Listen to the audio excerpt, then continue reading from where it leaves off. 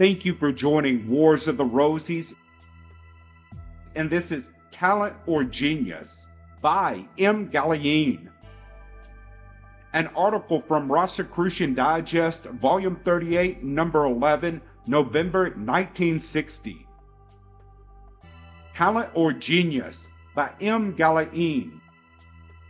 Remote and incomprehensible as a star, the brilliant genius stands, yet all about him twinkles the lesser lights of talent stretched in infinite numbers. The same material comprises both, what sparks the embers of talent into the flame of genius. Why, it's his brain, you cry. Everyone knows genius sees and overflows with ideas. Talent has a voice, a body, a soul, and a creative capacity, but not necessarily a brilliant mind. Psychologists have defined genius as that rare individual with an IQ over 140. But what about the criminal with a staggering IQ of 220? And Henry Poincaré, the mathematical physicist, who scored as an imbecile on a Binet test? We must look to factors other than intellect to distinguish genius from talent. Popular usage tends to associate talent with the arts, genius with science and invention.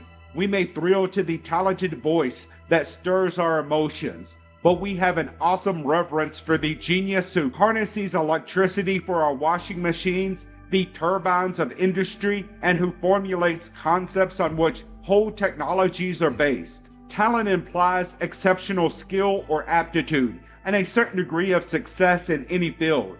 Mathematics, music, pickpocketing.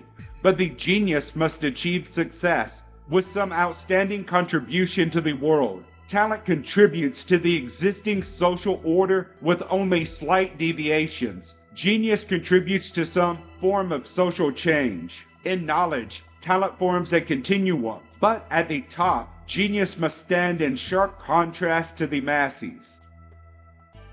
Talent has no favored birthplace. It echoes through the jungle, follows the plow, and rides over glacial plains. But genius seems to choose only centers of advancing culture. We are all products of our environment, a delicate blending of past experience. But unless encouraged, trained, and polished, talent continues happily obscure. Genius thrives best in a special soul, surrounded by knowledge, facilities, and a special segment of society to recognize its works and support it. An Einstein born in the Solomon Islands might devote his life to making better fish nets and thereby develop a talent, but missed being a genius. Thus, genius seems an accident not only of birth, but of time as well. Talent is perennial. Genius rides only on the crest of a cultural wave. Talented persons quarry ideas, shape and polish, and toss them into a culture